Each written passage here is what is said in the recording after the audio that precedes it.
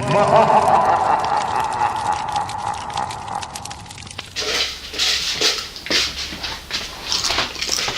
pas vrai, il va faire la critique à chaud de 50 nuances plus claires.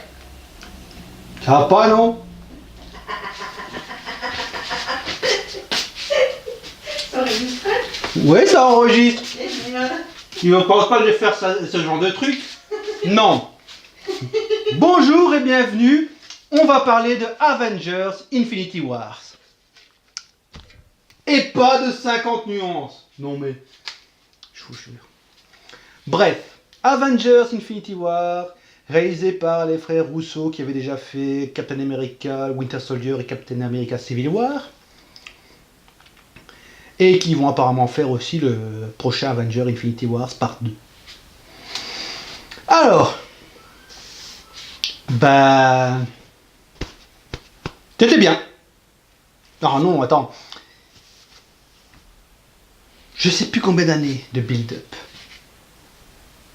16 ou 17 films pour enfin arriver au moment où Thanos se bouge le cul de sa saleté de trône volant. Enfin! Il était temps, hein, parce que le build-up du truc était tellement chiant au bout d'un moment que moi je voyais même plus le bout de la saga Infinity Wars. Hein. Je voyais vraiment plus où vous voulez aller, parce que on rajoute des personnages, fait des histoires qui finalement n'ont rien à foutre dans l'histoire d'Infinity Wars. Donc, bref. Mais enfin, il est là. Tout le film va servir à voir comment il va récupérer les gemmes du pouvoir, les fameuses Infinity Gems, et comment les autres vont tenter de l'arrêter et comment il va poutrer des gueules. Voilà, c'est Infinity Wars. C'est ce qu'on espérait, Thanos qui arrive et qui poutre tout le monde. Voilà, vous l'avez. C'était bien. C'était bien. Pas exceptionnel, c'était bien. Il y a des bonnes choses dedans, il y a des très belles choses, il y a les décors, les environnements, il y a beaucoup d'environnements et ça c'est chouette. On passe sur différentes nouvelles planètes, différents lieux, bon, des lieux qu'on connaît comme le Wakanda fatalement, ou on découvre la planète de Thanos, on découvre la planète Forge qui est très classe, très badass. On découvre 2-3 autres mondes, on revient sur l'astéroïde Nowhere, ou des machins comme ça. Et franchement, c'est sympa de voir plein de nouveaux environnements comme ça. C'est très chouette. Et j'ai bien aimé la petite référence à Star Wars quand l'équipe des Gardiens de la Galaxie arrive pour sauver Thor. C'est vraiment, à part le fait qu'il sauve quelqu'un, c'est vraiment comme dans Star Wars épisode 4, quand la planète explose. Donc, petite référence peut-être, pas forcément voulue, mais gentillette. Alors, au niveau des effets spéciaux, moi j'ai vu le film en IMAX 3D, donc ça en jette, la 3D donne bien, il y a beaucoup de sensations de profondeur qui donnent vraiment bien. Le film étant le premier vrai film tourné 100% en IMAX, film grand public, c'est vrai que ça donne bien, ça, tu peux dire ce que tu veux, on peut dire que la mise en scène n'est pas vraiment géniale dans le sens, elle fait ce qu'il faut faire, elle fait le café, mais il n'y a pas de grosses astuces de mise en scène, pas de trucs qui vont vraiment sortir de l'ordinaire. À part peut-être la scène de Doctor Strange. Là, il y a un passage de Doctor Strange qui a de la gueule et là, ouais.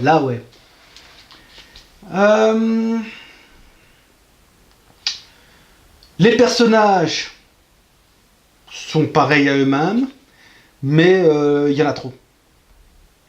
Il y en a beaucoup trop. Du coup, des personnages vraiment majeurs sont complètement sous-exploités ou passent juste quelques secondes à l'écran ou des trucs ainsi.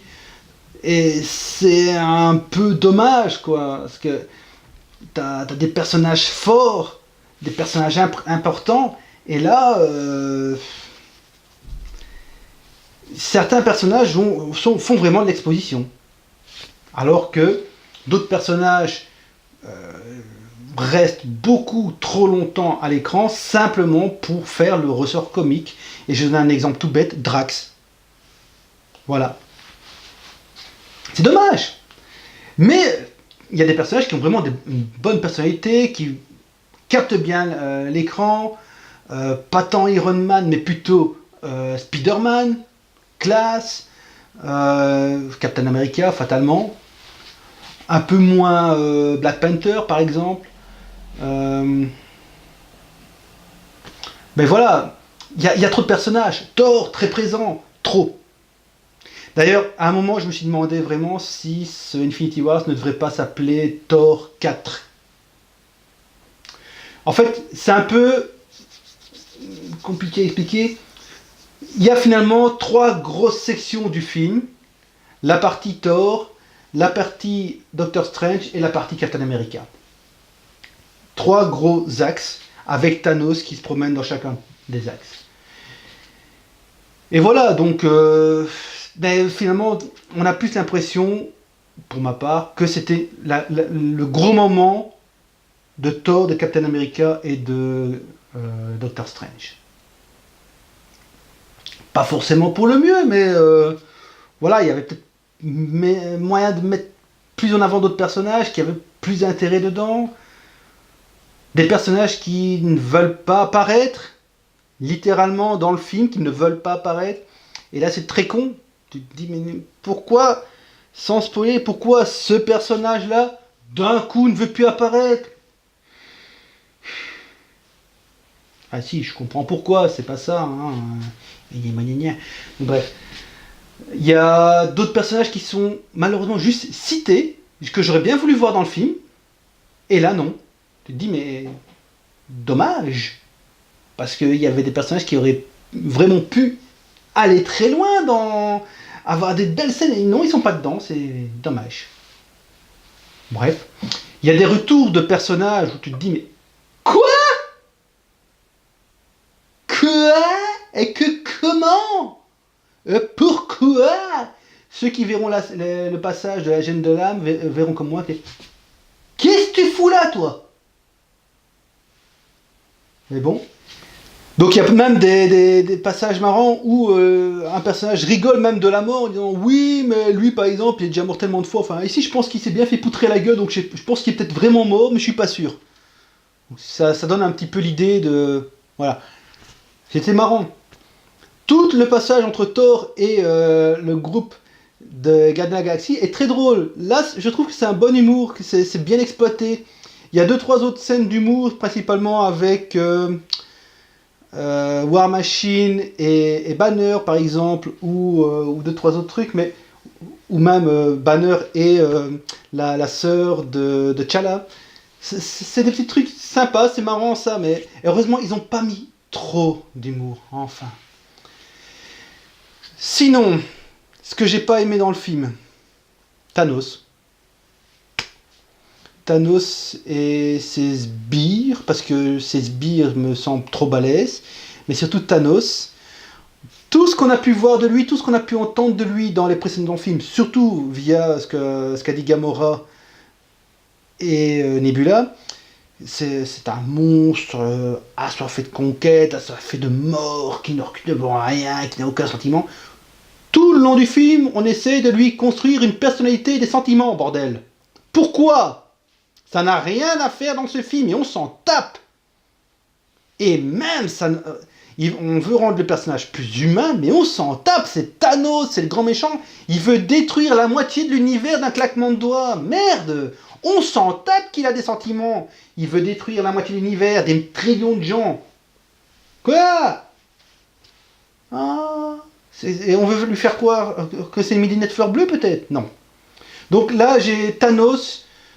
J'étais quand même un peu déçu par ce personnage parce que c'est pas le badass qu'on nous vendait, simplement. Sinon, un autre regret, sincèrement, les gens de chez Marvel Disney, apprenez à faire des bandes annonces qui ne spoilent pas tout, s'il vous plaît.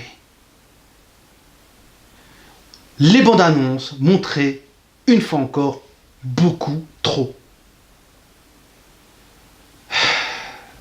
C'est désespérant ça, mais d'ailleurs, beaucoup de passages m'ont été un peu gâchés parce que je me disais, ok, je sais dans la bande-annonce il se passe ça, donc fatalement, sérieux. Mais bon, à part ça, c'est un bon film. Est-ce que c'est la grosse claque? Non. Il y a des morts, plein de morts. Mais voilà, j'ai l'impression que ceux qui meurent, hormis 2 ou 3, c'est pas vraiment des personnages super importants. C'est vraiment... je sais pas, il y en a certains qui avaient sûrement signé plus cher pour être présents, mais voilà. C'est un petit peu dommage. Mais bon, voilà, après, on n'a pas le choix. Je ne suis pas sorti du film avec une patate d'enfer. Oui, j'ai kiffé de voir le film, il y a des beaux effets spéciaux et tout, mais il y a plein de trucs qui m'ont un peu sorti. Simplement, par exemple, vraiment un bête exemple, Thanos envoie des vaisseaux avec juste 2 pécores à bord. Des vaisseaux gigantesques, des vaisseaux qui peuvent foutre en l'air New York juste en s'approchant avec leur effet de vent. Mais non, il y a juste 2 pécores dedans. Même pas des pilotes ou autre chose, non, 2 pécores. Je sais pas, il a une armée gigantesque. La plus grande armée de l'univers, non? Des soldats, des pilotes, ingénieurs, non? Vraiment? 2 mecs? Très balèzes peut-être, mais 2 mecs. 2. Contre la Terre. Peu. Enfin bref. Mais bon voilà. Le problème c'est que tu peux pas sortir du film, avec tout ce qui se passe dans le film, tu peux pas sortir du film avec un beau mon cœur en disant j'ai vu un film qui me fout la patate. Non, c'est pas possible. Je spoil pas, mais c'est pas possible, simplement. Mais non, je me demande comment va se passer Infinity War par 2. Parce qu'il y a une scène qui est du build-up dedans. Doctor Strange en l'occurrence. Pour teaser légèrement la partie 2. Ouais. Et puis la dernière scène. Pas la scène post-générique, la dernière scène. C'est d'un gnangnan. Cette scène-là va pas. Non. Bah, en l'occurrence, ce film m'a réconcilié avec Thor. Comme quoi, moi qui n'ai pas trop aimé les 3 films Thor, là, ça m'a un peu réconcilié avec Thor. C'est devenu pour moi un des personnages les plus intéressants. Comme quoi, ils ont moins réussi ça avec moi. Bref, Infinity War, à voir. Vraiment. Parce que c'est enfin la première partie de la conclusion qu'on attend depuis je sais plus combien d'années. Donc oui, il faut aller le voir.